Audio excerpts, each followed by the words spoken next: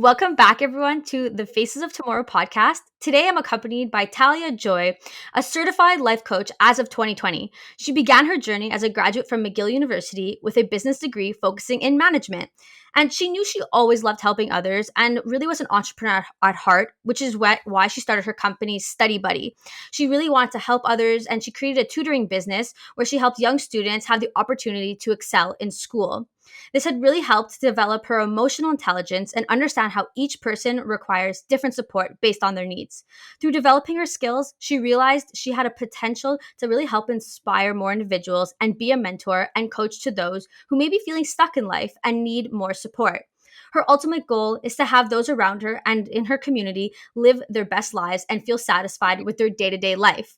So, welcome, Thalia. Thank you so much for joining me today. How are Hello, you? I'm good, thanks. Thank you so much for having me here. This is exciting for me too, because this is my first guest appearance on a podcast. So, Well, I'm very happy that this is the first one you're part of. I'm really glad that you accepted my invitation to be part of this, and I'm excited to learn more about your career path and to learn more about you. So I think it's going to be really interesting. So, just to start off a bit, some people don't really know what life coaches are. I know that for me in the past year, I only recently started to hear the word life coaching more. So, what is a life coach in general? What do they do? yeah, so good question. I think that it is a pretty broad term, and a lot of people like to kind of throw it around. And so, people are always wondering, like, what does it even mean? Like, they know it exists and it sounds kind of cool. It's like a buzz term, but like, what is actually a life coach, right? So, a life coach is really somebody who embarks on a thoughtful and supportive partnership with you.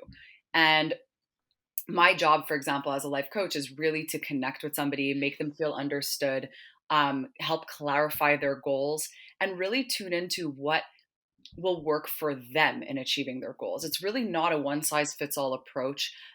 When I connect with somebody, I want to get an idea of what their visualization of their best possible life is. And I start to ask them questions in listening to them really actively. Everything they talk about, I'm listening and I'm weaving a web and drawing out a common thread of, what is affecting this person? What's preventing them from achieving their goals? And how it would really be best for them to achieve them. So I ask questions that really get them thinking.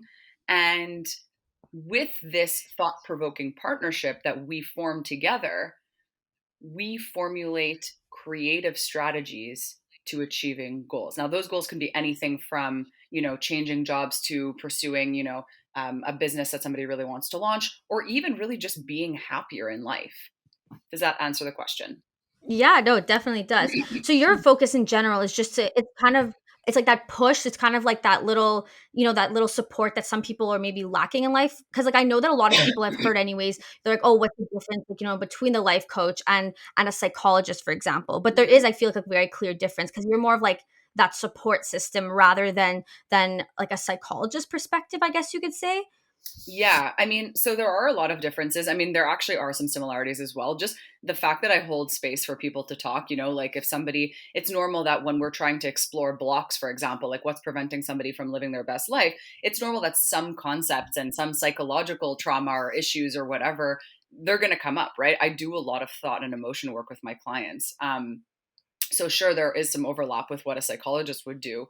But whereas a psychologist really explores, why you are the way you are, kind of delving back into past traumas and figuring out why you became this way, a life coach is really forward focused. So it's like, okay, you come as you are, but how can we now kind of manage this? And how can we provide you with tools that will help you feel prepared for life circumstances, right? Because stuff will be thrown your way. So what can we do now going forward? So it's very forward focused.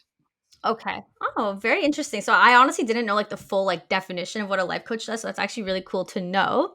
So in general, what would you say your specific approach would be to life coaching? Like what do you do that maybe is different from others? Because I'm guessing each life coach has kind of their different way, I'm guessing. So what Yeah, would you say absolutely. your way is? Sorry, I keep having to clear my throat. I'm just No, gonna have it's a okay. sip.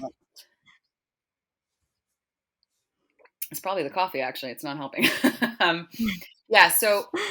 What I would say, what I would say I specialize in as a life coach is really combining spiritual and scientific information and absorbing all that information, everything I read and listen to, and digesting it and relaying it in a way that people understand that makes them excited to incorporate it in their lives. So for example, when I talk about meditation, or if I, suggest meditation, first of all, as a life coach, you're not really supposed to suggest things, but it is normal to, in a sense, be like, have you ever considered meditating, right? It's not like I'm not going to sit down and give somebody an entire plan to change their life. That's not how things work, right? Everything has to really come from the person Right. themselves. They have to really decide, what would work best for them.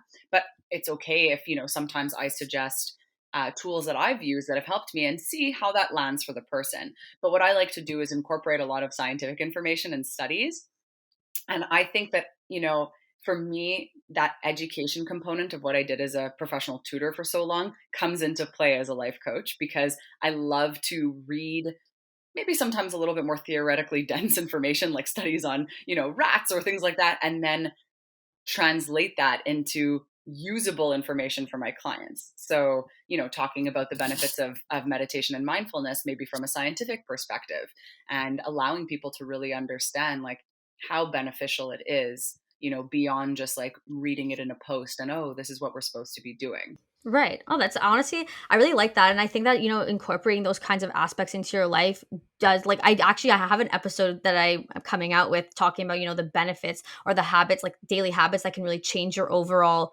well being, I find. And I think, like, I mean, it touched a bit upon what you're talking about right now. So I think, like, being able to help coach those people to help that aspect is actually really great, because I feel like I, for example, I could have probably benefited like maybe a year ago going to see like a life coach, just because I was like lost. I mean, I'm still lost, so maybe maybe I could still We'll talk benefit from after seeing a life coach this. now. Yeah. But honestly, just like getting those kinds of habits, and I feel like can really shape a person and can really help, honestly, overall well-being. So I think it's really cool that you get to inspire people like that, because it's nice, you need that support, and I think that's really cool that you get to do that every day. So where do you get certified then to be a life coach? Because like I said, it's still something that's coming, it's starting to get really prevalent in our society, but I feel like not everyone would know like the first step, and being certified, I guess, would be the first step. So how did you go about that? Yeah, so it's a good question because, again, people can kind of say what they want about who they are and what they do, and that's fine. Um, the difference, again, between a life coach and a psychologist is that there's like very formal education and training over, being a psychologist, and you have to do the degrees, and it's very, um, it's very, what's the word, monitored. But with life coaching, the best sort of overall governing board is the International Coach Federation, the ICF. It's the most recognized, um, you know, conglomerate, I suppose, of professional coaches. And, they've been around for 25 years, and they have an entire um, network of schools and programs and certifications that they deem are, you know, at their standards and are well suited um, to becoming a professional. So there is a certain accreditation system through the ICF. So there's programs all over the world that you can, follow, but when they've been approved by the ICF, that there is a certain amount of like regulation there and governing, because you follow these code of ethics and these principles and guidelines. And yeah, I mean, and then there's levels of certification, right? So it can start with, an ACC and PCC and MCC, which is like, the master certified coach, and depending on how many hours you've done and all that. So yeah, there's definitely a certificate, like a real certification process. And I went to Flow Institute, which is in Toronto, but I did it online. And again, in what I did, the program I did provided me with the accreditation of a certified life coach. Now I could always pursue more certifications, right? Because I'm not at the highest level by any means, and that will come with experience. Right, for sure. And how long is that, accreditation program, at least for like the beginning portion of it? Is it like 6 months, a year, less, more time than that? So again, it really depends on the school. So for example, they have a life coaching program at Concordia that I was considering, but I started Oh, mine really? in February, yeah, in February 2020. And I was just on this kind of momentum, like I just wanted to get started right away. So I was considering enrolling at Concordia, and that program was to start in September. Now it's kind of funny because when I made my decision and I began in February 2020, I didn't know that the pandemic would become such a prevalent Mm. world issue, let's just say. And so I'm actually very grateful that I chose to pursue this online um, route with Flow Institute, which I was able to do in 3 months. So I did the course itself in 3 months, Oh, and wow, then okay. I had to still complete a certain number of hours of actual coaching, and I had to do 2 evaluations. Okay. So I became certified in August 2020. And that was before the Concordia program was even to begin, right? And so the Concordia program, for example, just to show a comparison, was to start in September 2020, and it was meant to last 8 months, and it was one intensive weekend per month. So there are some programs that take a year, some programs that Oh, take three okay. months, some that take 8 months, depending on how the sessions are spread out. But it's the same certification, meaning that we complete the same number of training hours, the same number of coaching hours, etc. So yeah, it really, and some people even get certified in like one very intensive long weekend. So yeah. Wow, wow.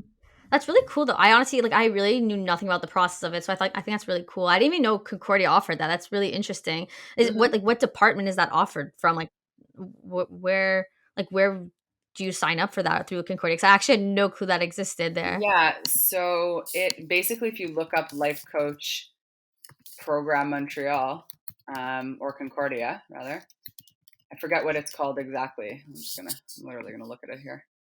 Um, yeah, it's their professional goal centric certified coaching program. Like it's like that. You can just Oh, look it up. interesting. Yeah. It's funny I'll because definitely look I into feel like that. I'm That's giving actually them really some kind of cool. promo, and I didn't even do it with them. But anyways, we are both in No, Montreal, but and it is a it's just Montreal curious to program. know. Yeah. Um, It's definitely interesting to know about that. yeah. No, it's cool, and it's cool to know that it's available in our city as well. But yeah, there are so many online programs Yeah, that are very exactly. legit, and really interesting. I met some super cool people in my program that I'm still friends with. That's nice too, because you always have someone to fall back on. If you have things you want to, bounce back and forth. You have people in that program. Even going like, I'm in university right now, and like, sometimes being able to be like, hey, what do you think of this or that? It's always like that peer, that working in a group vibe. So going back to Mhm. someone who's in the same realm as you, it's nice to know that they could share their opinions too with it. So I think that's cool as well that you get to meet people. Mhm. So what was that? I know we kind of spoke about it a bit at the beginning. You really enjoyed helping students and helping them grow and excel in their lives. And then you realized that, you had that capability of helping individuals. But what was like the waking up one morning moment where you're like, I'm going to go get certified and I'm going to become a life coach now? I was there something, that kind of light bulb moment, that was going to be life coaching you were going to do? What exactly was that? Yeah, so I would say it was probably a series of moments, and then there was the final deciding factor. But not only did I tutor students, I actually had organically helped adults start some businesses. Like I had a couple of people Oh, wow. come to me and talk to me about things just like that, like, I would go hang out with somebody I hadn't seen in a while, and they would tell me about an idea they had. And I get really excited to help them develop that idea and see how I could motivate them to pursue their passion and live the way that they really wanted to live. And that was just something that I enjoyed doing. And I don't know, whenever the topic of life coach would come up or something I'd see on TV, or I don't know, people would always say to me, like, you'd be really good at that. Like, you should actually look into that. And I was always like, yeah, and I had it at the back of my mind for a few years. Now, I guess I'd say the biggest turning moment was I had moved away in my last relationship. And so I had left behind my tutoring business. And my idea was, well, what could I do abroad that would fulfill my dreams here, or like explore new passion, new route in business, that I could carry wherever I go. And I thought, maybe now it's going to be time for me to learn more about this life coaching, see if I can get certified, do a program, whatever. And I moved away, and it actually didn't work out. And I came back home, and I was living with my mom at the beginning of 2020, and I actually built up my tutoring business pretty quickly right away. But I was like, you know what, though? I want to run with this idea that I had about really becoming certified as a life coach and like really learning more about it, because I was like you. I mean, I knew the idea. I knew that it had to do with helping people and motivating them and supporting them and whatever. but I was like, okay, but how really, And so I started to really do research, and I thought to myself, like, I don't want this whole mental journey at the very least to have been in vain, like the journey itself it is what it was, a learning experience. But I came back and I'm like, no, you know what? Like, I'll still tutor for now, for sure. But I want to take this to the next level and actually be serious about it, and see where it can take me in my life. So that's when I made the decision in 2020, in February 2020, and embarked on the life coaching journey. To really take that on. Yeah. Very cool. I love that.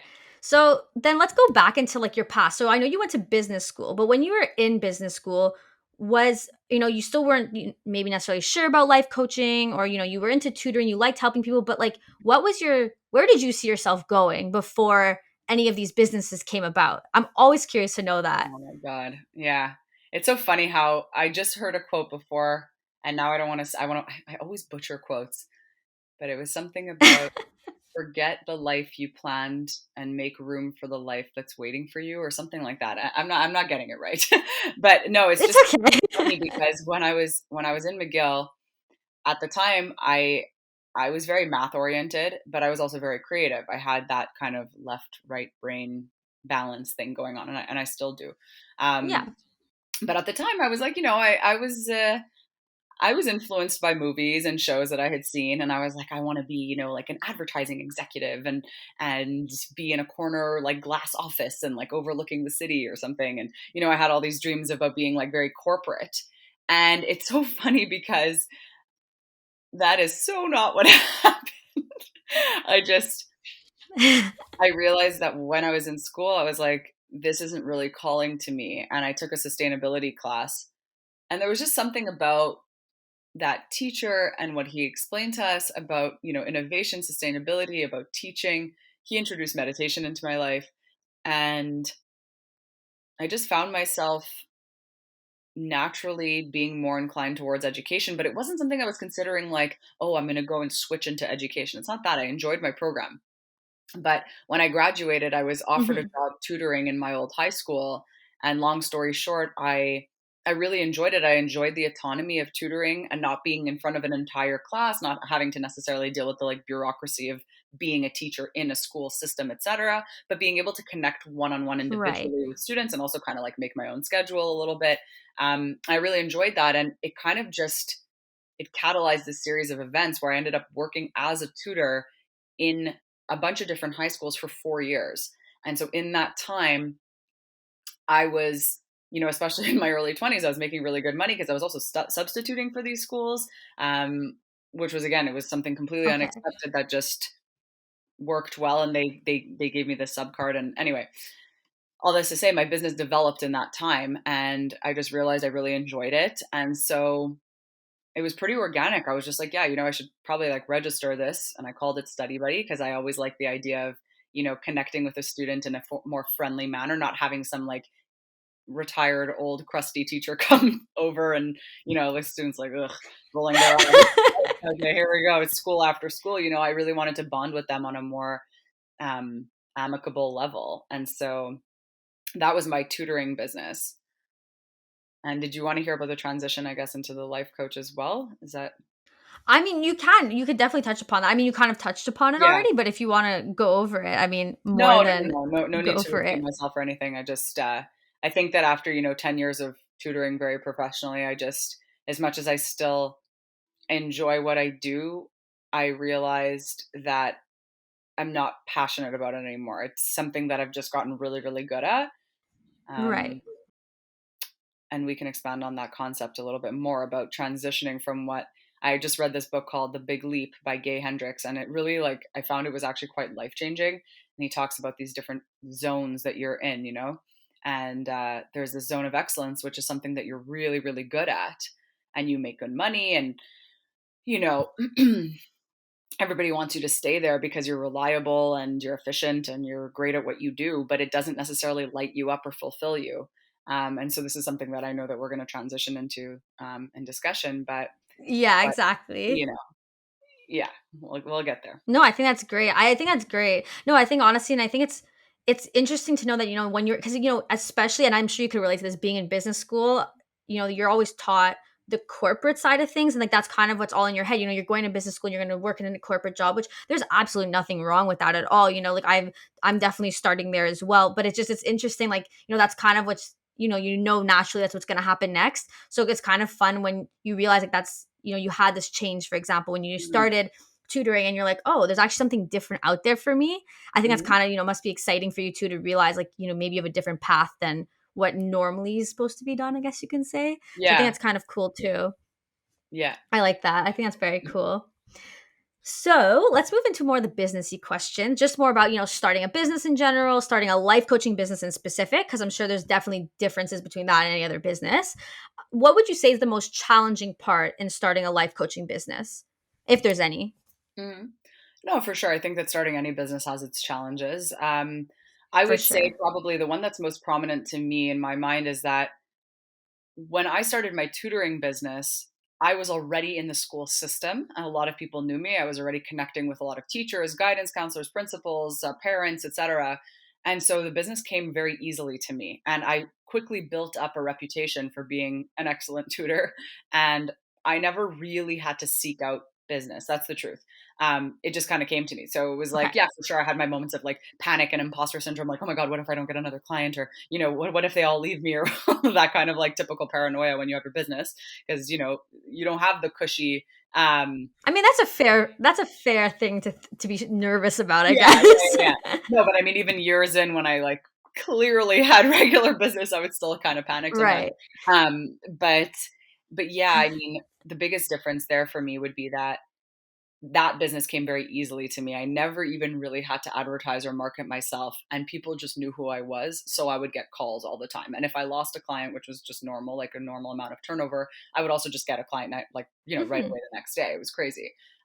With the life coaching business, I'm now building my reputation, and I am, you know, impacting enough people who can speak to other people and creating there's some kind of word of mouth going around, but it's really the beginning stages. And because I'm in my first year of practice, I now realize what it's like when you don't already have a pre-existing reputation in a community, in a field. You have to get your word out there. So I didn't realize to what extent I would have to be sort of advertising and present on social media, and curating content so that people could understand what I do and why I'm good at it.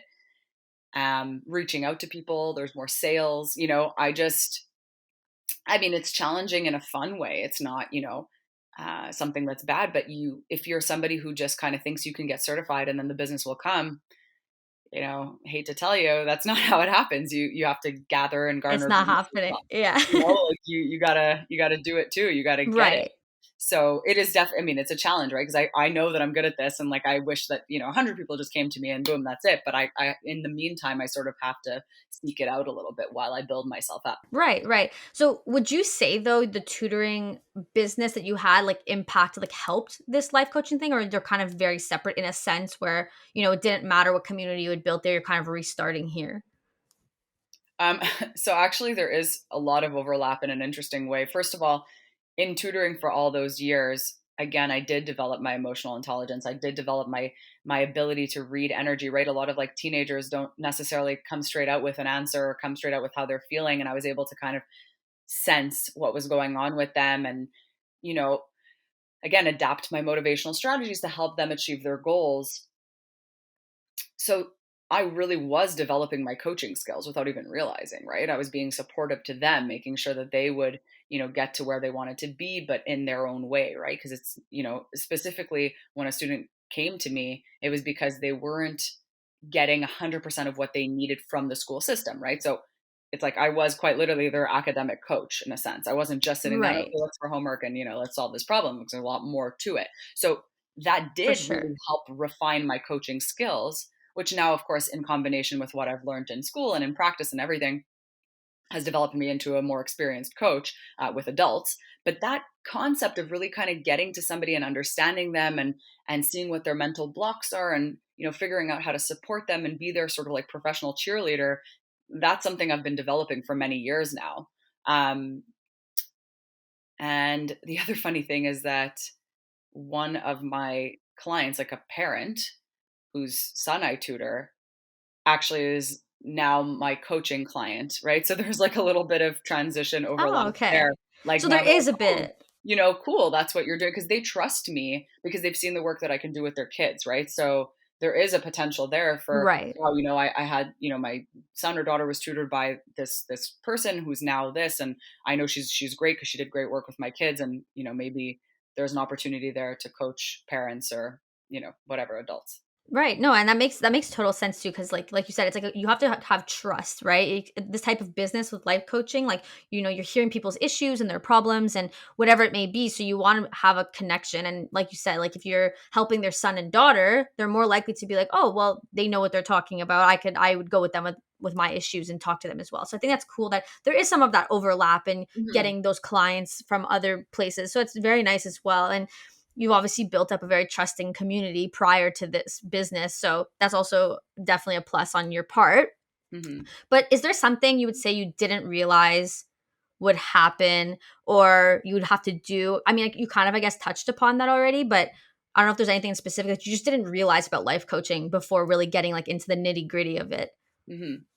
Yeah, no, for sure. I mean, so aside from the actual marketing strategies necessary, et cetera, Right. to Right. build my actual business, that's the business angle, though. That's the framework. It's not so much Right. about the coaching itself. What I did not realize about coaching before I even went into the certification program was how much it's centered around questions. It's really about Okay. asking thought provoking, deep questions. I kind of thought that as a life coach, I would have to tell people what to do. I'd have to figure out like what their problem was. I'd have to, find solutions. And it's not really about that. It's really about asking them meaningful questions that gets the person to come up with their own creative solutions. So my job is really about Right. the questions that I ask rather than the advice that I give. Okay, that makes sense. That's very interesting. Honestly, I'm learning a lot today about life coaching. I really find it cool. Um, what tips would you give to anyone wanting to start their own life coaching business? And do you have any like tips that after practicing for, almost a year, what would you say you've learned that you'd want to share with others who want to follow your path? Hmm. Um, I'm going to be honest. I'm still in the learning phase of this. So as somebody who actually does love to give tips, and that's like something that's very like on my Instagram page, people love when I like give tips for anxiety or tips for productivity, etc. um Tips for starting your own life coaching business, I would say, really, you got to make sure that first of all you are prepared for the business angle of things, right? Because again, there's two things in every solo entrepreneurship business, right? Is like you have your service or your product, and then you also have the actual business of it, right? Running the business. Business. So you can be very good at what you do, or you can have something amazing to sell. But if you don't know how to sell it, you're in trouble. So the number Yeah, one thing I would say is, of course, you want to make sure that you know what you're doing and what you're offering, right? So like to get actually certified in a program that speaks to you, right? Because there's different kind of coaching. Like I have friends who are more spiritual coaches and health coaches and marketing coaches, etc. I've connected with a lot of different people. So find something that really speaks to you, that you already have a certain amount of expertise around, and figure out what message you could send to these people. How could you really help people? How could it be something that's like more your niche? Develop that skill, and then either hire a team to help you in terms of the business angle itself, the sales, the marketing, the social media, all that stuff, or take time to learn about that as well. I think that's really valuable advice, and I think that's really great for anyone out there who wants to follow a similar path as you, and just or even just in general to start a business. There are a lot of different nuances with that, and a lot of people, you don't know what necessarily the first step is in like starting a business. I could say, for example, even starting this podcast, when I originally started, I was like, I don't know where to begin, I don't know what to do, but it's kind of that, seeing what are you good at, what's your strong skills, and kind of just letting that guide you, and hopefully everything else will fall into place in the end. So that's Yeah, I mean, I I actually have understand I have that. something a little bit I have a little bit of insight there that I I wanted to Mhm. offer you, just because the topic of this today was about finding your inner fulfillment and living a fulfilling life. And I think that it goes beyond what you're just good at. And that's what I was kind of talking about a little bit earlier with that book that I read, The Big Leap. And he talks about these four zones. And I'd like to briefly just explain them if that's okay with you. Yeah, go for it. Because Yeah, of course, go for it. I really do think that it really has everything to do with living your best, fullest life. So the Right. first one is your zone of incompetence, right? So that's something that you're like legitimately not even good at. You don't know what you're doing. And a lot of people, unfortunately, a lot of very smart people spend time in this zone because they're stubborn or they don't want to spend money on having somebody else do it or delegate whatever. And this is not a place where you want to be because you're just frustrated and you're not even good at it. Then you have your zone of competence, right? So Right. that's where you're okay at whatever it is that you're doing, but you're no better than anybody else. This is also not very exhilarating or exciting, and you shouldn't be spending much of your time here. This is just for like kind of quick, mundane, routine tasks that you have to do. Then comes the really, really tricky part because this is your zone of excellence. This is kind of like what you just said about finding out what you're really good at and doing it. Now, it's very tempting to live in your zone of excellence because, again, you are excellent at it. These are things that you're very good at doing, that you know how to do efficiently, well. It comes, maybe pretty easily to you after a certain amount of experience and expertise, etc. And it's very cushy, right? So this is where people tend to make a lot of money, work in corporate, etc. And everybody wants you to be there because they know that they can count on you, fulfilling this role. But when you start to really ask yourself, what is it that you enjoy most? What really lights you up? What is the state of, you know, your best self? What is it that you're doing when you feel your best? And what is that exact thing you're doing? And what is it that you love about that thing you're doing? When you get to the root of this question, and it's not easy, right? Because it's a series of questions. It's not just about, oh, yeah, well, I like doing it because I'm good at it. Like, that's actually not an answer. It's like, what do you really enjoy doing most? Mhm. Now, as somebody who started a podcast, I'd like to ask you, like, why did you start a podcast? I think I started primarily just to help inspire others, and I also love hearing people's stories and sharing people's stories. I think that would be why I started my Hmm. podcast. But Hmm. like it's kind of transitioned now to more of like a health and wellness, but also share. I feel like because I feel okay. Let me get my words together. I feel Hmm. like sharing health and wellness. I think that's, in my opinion, a way to live a very successful life. If you're healthy and you're living like your best life in a sense at the core, you'll be able to help others and do what really gets, share your what gets you excited. If you have a passion project, I feel like it starts within and then you could share it. I think that's Hmm. why season 2 I transitioned to more of that. Having you, for example, as a life coach, I'm going to have other individuals in the health and fitness and industry and all of that kind of stuff. So I feel like, learning what can make you the best will then help. Like, I think that's the way to help others, if that makes Yeah, any sense at all. absolutely. Right. No, but that's exactly it. Right. So Hmm. you have figured out that you have a passion for health and wellness, for inspiring others, for spreading positivity, and for really allowing people to connect with one another in order to create this empowered community, right? Of people who are living their best lives. And that's my Right. purpose as well. So that's something that lights me up. And really, the question I would really have people ask themselves is like, what activity can you do for hours that doesn't even feel like hours? It feels like you're in that flow Hmm. state of you're just totally absorbed in it. You enjoy it. It doesn't feel like work. Whatever that thing may be, this is what's called your zone of genius. And it's not easy to transition into this zone of genius because people feel so stuck in their zone of excellence. But it does require a certain amount of courage. When you do achieve that level, when you take that leap, that step towards, really operating in this place where time is something that's so relative to you. Like you don't even think about it. You don't look at the clock like, ugh, it's only 9:07. I just started. It's not about that. It's about just being fully immersed Yeah. in what you do and enjoying every minute of it.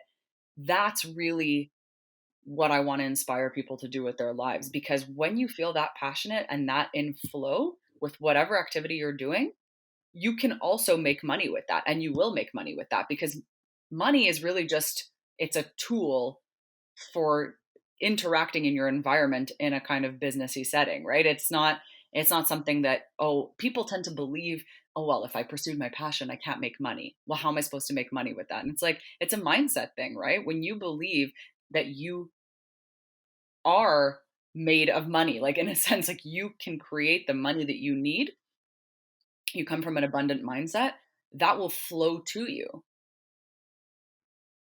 So people don't really know that, I love that. and I honestly they're love very that. scared of it. No, I think that's no, sorry, continue what you're No, saying. no, go ahead, go ahead. No, but I was just gonna say that I think I really love, like, I think like the four like stages or what you were just describing. I think that's really like, just hear you talk about it, especially like the final stage, like, asking yourself like why do you want to do that? What is your point and what do you want to bring across? Like, I think like, I don't know, it makes you reflect a lot, and I really love that. And I think like, like that is at the end of the day how you're gonna live, in my opinion, what you're like, based on what you're saying anyways, how you will live a fulfilled life and how you'll be the happiest version of yourself, which, by the way, for those of you listening, this is today's topic, was life fulfillment. I thought this would be perfect to talk about with Thalia. So I just think in general that this is like, I really like that book. I actually kind of want to read it now. Like, I'm Oh, interested to absolutely. I learn more strongly about it. recommend it. And there's so many other interesting nuggets in it. And he talks about the relativity of time as well. And, people are always on this rush against the clock, or they're bored out of their minds, right? It's the spectrum. And Yeah. it's a perspective, right? It's this perspective, Hmm. this perception that we have that we're always fighting against time, and that, time is this thing that's out there, and it's, the boss of us, and it's this monster, and we're this victim to time. And it's it's a perception, right? You can shift your mindset Hmm. around it and believe that you have all the time that you need, right? And again, a perfect Right. example It's is when just people say, well, being, I don't have time to do that. I don't have time to, learn more about this thing that I'm interested in. It's like, well, what would happen if, God forbid, you really hurt yourself and had to go to the hospital? Would you have time for that or not? Right? Of course you would have time. You would have to do that's it. true. Which means that ultimately what this comes down to is how you choose to spend your time, how you allocate your time, right? Right. Would you say then like this has to do with like discipline partially? Like being like, creating your fulfilled life? Would you say it would be like based on how disciplined you are with yourself? Well, that's an interesting question. I think that discipline is important, certainly when it comes to having a business. Um, I think that it sometimes even requires discipline to relax, which is a very strange concept if you really think about I it. understand that. No, but I could get that. Like now that I just said it, I was like, wow, that's weird, but it's true. Like I have to actually tell myself, like, I am putting my phone away because I want to disconnect now. Like that is me Yeah. disciplining myself into chilling No, out, I get right? it. So would it require discipline in order to, make this leap into this, again, this zone of genius, into fulfilling your passion? I mean, sure, right, to an extent, but I think that it's also something that's incredibly organic. Like if you want to learn more about something that intrigues you, whether that's, watching YouTube videos about it, reading articles, reading books, it's something you can do, right? You just have to decide that that's something that you want to do. So it's maybe less about discipline as it is about decisiveness and about faith, right? That you can do this, and that this can be, um, like a route for you to pursue. Yeah, Does that make that I sense? think that makes sense. Like, because I was just asking that. Yeah, no, I was asking that just because you're like, if you had to go to the hospital. I mean, I guess that's less discipline though. I was just saying like, you make time for the things that you want in life. So I think that's why I was like, oh, maybe it's more of like a discipline thing as well. But I think what you're saying, like, it makes a lot of sense. I completely get that. So I wanted to do this fun thing this season where I kind of ask a myth or truth based on like the topic I discuss. Yeah. So I don't know. Let me know what you think. So would you say this is a myth or truth that being fulfilled means you need to be happy at all the time? So, yeah, I would say that's a myth. Again, I think that this concept of happiness is very loosely defined in our society. People, there is this constant pursuit of happiness, and does that actually reflect someone's state of being? Not so sure. I think that when you're truly fulfilled in what you do, um, you are happy at your core pretty much all the time. Now, does that mean that you don't experience moods or emotions that are difficult? For example, sadness, frustration, anger? Absolutely not. I mean, everybody has to experience those emotions, and experiencing those quote unquote negative emotions. I don't even like calling them negative because that's how we call them, right? They are just emotions. We label them as negative. But Right. experiencing those, let's say, more challenging emotions allows us, in fact, to feel the kind of high of the positive ones more acutely, right? So if you were to never feel sad or angry or hurt or anything like that, happiness would just sort of be your status quo. It wouldn't be very exciting. But when you do experience those dips, however, fulfilled you are, you can revel more in those feelings of happiness when you really get those surges of joy. That makes sense. I completely get that. And I think that's fair as well because it's unrealistic to say that only when you have to be fully happy all the time because, everyone goes through different emotions. So it makes sense. You're not going to constantly be happy and that's not going to determine if you're overall happy in your life or fulfilled in your life. So I think I agree. I would agree with that too, with what you're saying.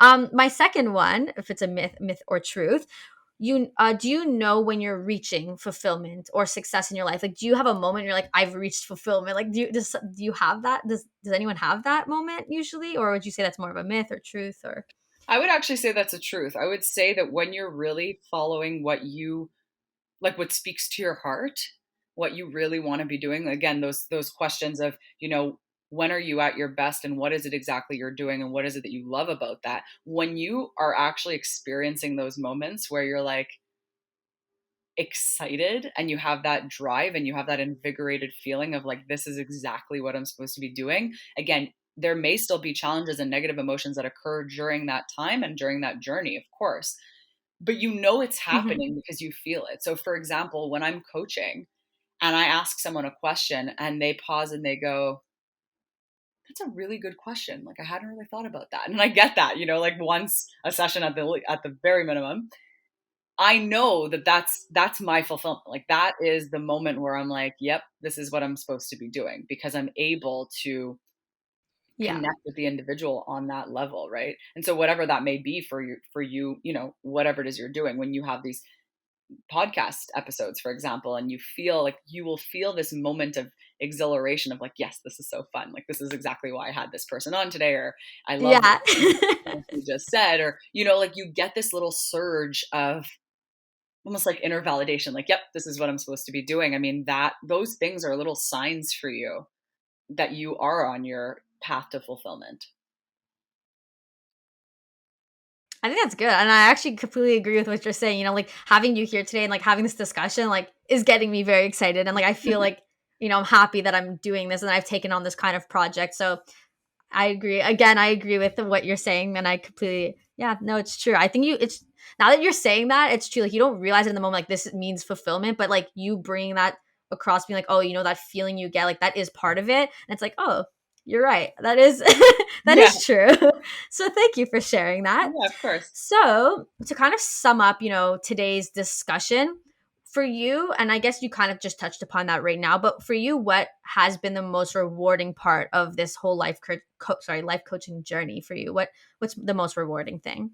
Oh, oh my God, that's easy. See, that's easy for me to answer because the most rewarding thing is hearing and experiencing my clients have that shift towards whatever stuckness, stressed out, anxious, unsure, whatever state they were in when they started with me, watching them kind of get unstuck and experiencing liberation and joy and a renewed sense of confidence, like that for me is the most gratifying thing. Like watching these little breakthrough moments and seeing their shift, feeling their shift in energy is so, Yeah. so gratifying. Like I love that feeling. I could totally see that. I could totally see that being super satisfying, just a great feeling overall for, for yourself, but also for the person you're working with. So that must Hmm. be really great.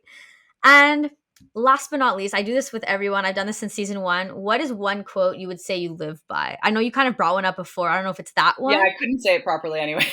so, um, So actually, one quote that I live by, I don't know that it's directly connected to my coaching, but it is connected very much to who I am, is say what you mean and mean what you say.